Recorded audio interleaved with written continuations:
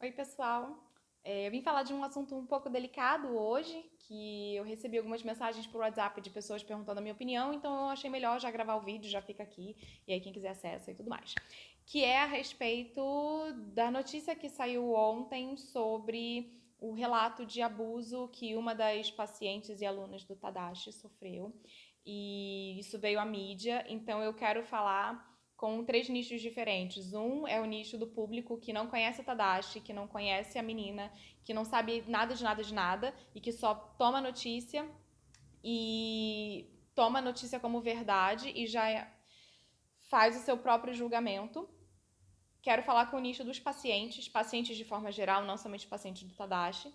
E quero falar também com os terapeutas. Terapeutas de todo nível. Terapeutas holísticos, terapeutas convencionais, enfim. Quem ocupa a posição de terapeuta ou de pessoas que têm algum poder de influência sobre a vida de outras. Bom, primeiro para o público, que eu acho fundamental a gente trabalhar mais esse lado dentro da gente de justiceiro e de querer que a justiça se faça. E nesse lado, nesse lugar de querer ser muito justiceiro, de querer que a justiça se faça, a gente acaba cometendo muitas injustiças ao julgar algo, seja julgar a vítima, seja julgar o algoz, sem que a gente tenha um conhecimento claro e nítido sobre a situação da maneira como ela aconteceu. E também a responsabilidade, ou melhor dizendo, né, a falta da responsabilidade que os meios midiáticos têm de passar uma notícia e que eles não pensam que pode destruir a vida da família, que pode destruir toda a carreira que foi criada sem que tenha provas de que algo realmente aconteceu e da maneira como aconteceu. A maneira como as pessoas passam a informação, ela gera um impacto extremamente negativo, porque eles já fazem isso meio que de propósito mesmo, que é para chocar, porque é o choque que causa, que traz o dinheiro, né, que traz o ganho financeiro, traz o lucro para o jornalismo. E eles não se importam em um quanto aquilo pode devastar a vida de uma pessoa. E eu não estou julgando se a vítima estava falando a verdade ou não. Esse não é o mérito. O mérito é a gente aprender a ter mais responsabilidade ao passar para frente uma informação que chega até nós, sem antes averiguar todos os fatos e que tenha algo concreto nas nossas mãos. Porque são vidas que estão em jogo, uma carreira que está em jogo, e então a lei de causa e efeito ela também vai funcionar não só para todos os envolvidos dentro do caso em si, mas também para a mídia e para as pessoas que, tendo acesso à informação, passam a informação adiante carregada de julgamentos sem nenhuma base real e concreta, algo que foi estudado, pesquisado, investigado e sentenciado. Bom, a gente precisa ter esse olhar mais racional e justo, já que a gente busca tanto por justiça, né? E antes de criar um juízo de valor, um julgamento, parar um pouquinho, segurar a emoção e o juízo de valor que a gente faz o tempo inteiro para analisar as coisas com calma e evitar criar um julgamento, emitir um julgamento, né? De algo que a gente realmente não conhece. Afinal de contas, acho que aqui ninguém acessou os autos, ninguém acessou o processo, nem o Tadashi acessou o processo ainda, né? Porque ele falou que ele ainda não foi notificado. Então, não nos cabe, não somos magistrados, não estamos trabalhando no caso para emitir qualquer opinião que seja. Para os terapeutas, agora eu falo, que é sobre a responsabilidade que a gente tem de manter um autocuidado, um cuidado energético, uma blindagem energética para quando a gente for tratar dos nossos pacientes. Somos todos humanos, nós podemos sim nos vulnerabilizar, nós podemos fantasiar, nós podemos criar ilusões, e não é porque é um terapeuta que deveria ter acesso a toda essa informação e está ali sempre firme, que isso não vai acontecer. É o que deveria não acontecer, mas acontece. E acontece por uma série de fatores. E um desses fatores é a falta da blindagem energética ao lidar com o paciente. A gente está ali lidando e muitas vezes a gente espelha, a gente cria ilusões. Nosso campo energético fica aberto e ele vai criando uma conexão mais profunda de afinidade, de interesse, inclusive sexual, para com a pessoa que a gente está tratando se uma blindagem energética não é feita previamente. Porque às vezes o paciente está ali no momento de vulnerabilidade, ele está criando uma expectativa sobre o terapeuta, a mente dele vai longe, ele cria N fantasias, o campo energético do terapeuta não está bem protegido, não está bem blindado, e ele acaba conectando com as ilusões e com as expectativas, com as projeções que o paciente está fazendo, achando que é dele, ele se vulnerabiliza, ele entra, né, naquela relação até então psíquica, até então mental, e a coisa vai acontecendo, vai sendo alimentada dentro da mente de ambos e acaba dando liga. Sendo que a responsabilidade maior é do terapeuta de que se prevenir para que isso sequer aconteça, porque a projeção do paciente para o terapeuta ela vai acontecer em algum nível, não necessariamente somente sexual ou afetivo.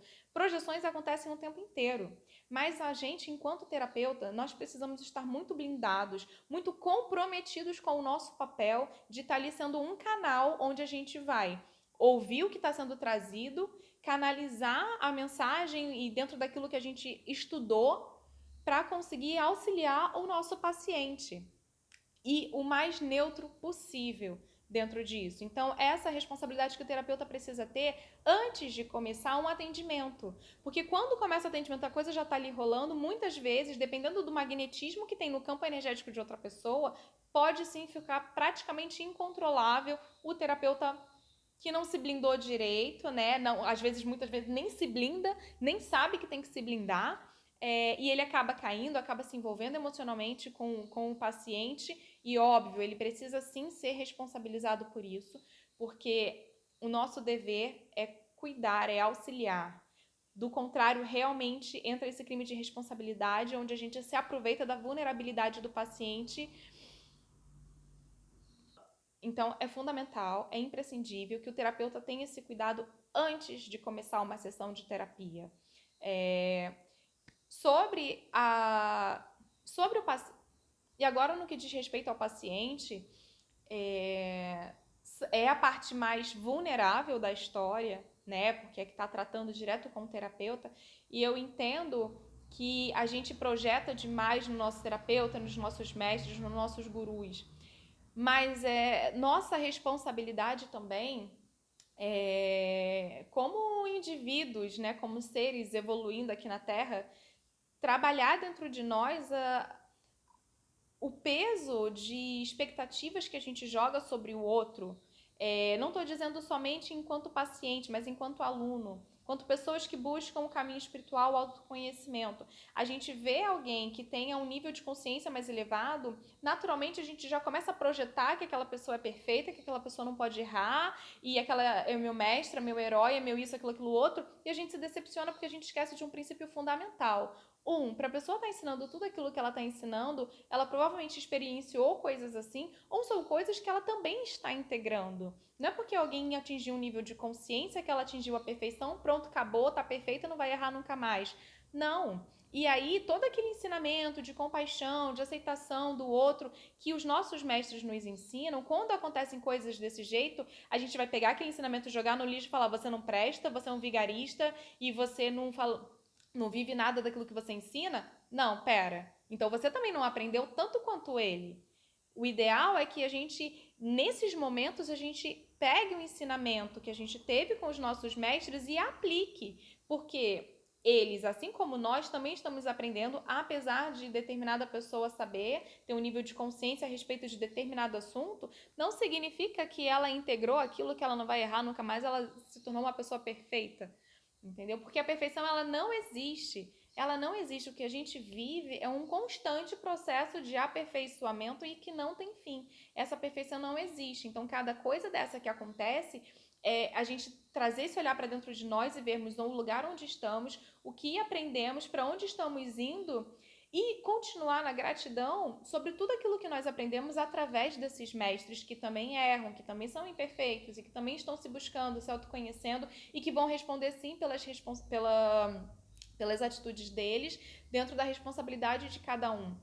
Mas a gente não pode invalidar e nem devemos invalidar tudo aquilo, todo o trabalho que é feito, e deixar de reconhecer e de honrar todo o trabalho e dedicação que é feito para milhares e milhares de pessoas que têm resultados muito positivos através do que eles ensinam. Eu mesmo tenho pacientes que fizeram trabalhos com ele e que foi transformador, ajudou muito, inclusive, o meu trabalho com elas, porque as coisas se complementam. E não se deve jogar fora tudo aquilo porque você teve as suas expectativas a respeito do seu mestre que te deixaram decepcionada quando você descobriu que aquilo que você projetou sobre ele não era bem aquilo que você estava esperando. Você esqueceu o princípio fundamental, que é o da compaixão e o de reconhecer que está todo mundo evoluindo, está todo mundo no seu caminho, no seu processo, todo mundo erra, e colocar em prática também aquilo que eles nos ensinam, que é de ser compassivo, de honrar os nossos mestres, de honrar quem veio antes da gente, de honrar tudo de bom que acontece na nossa vida. O que acontece é que às vezes a gente pega uma coisa negativa que acontece e a gente invalida tudo o restante. E a gente continua sapateando na lama, a gente continua não evoluindo porque a gente volta no zero quando a gente não honra, não sabe separar o joio do trigo, não sabe separar o que é bom e o que não é. E não sabe separar aquilo que eu aprendi, que eu preciso colocar em prática. Eu pego aquilo tudo, jogo no lixo e volto a ser o mesmo. Caí do cavalo, voltei 20 casas para trás, porque no momento onde eu posso colocar em prática um aprendizado que eu tive, um ensinamento que eu tive acesso, eu não consigo. Eu não consigo porque eu não consigo entender que uma pessoa, ela está evoluindo e ela não atendeu as minhas expectativas e eu me frustrei e eu estou demonizando essa pessoa, quando na verdade eu também preciso aprender a não julgar, eu também estou sendo injusto, eu também estou cometendo os meus erros, e eu também estou evoluindo uma coisa que inclusive eu falo para as outras pessoas como deve fazer, agir e ser, e nesse momento de colocar em prática eu não consigo.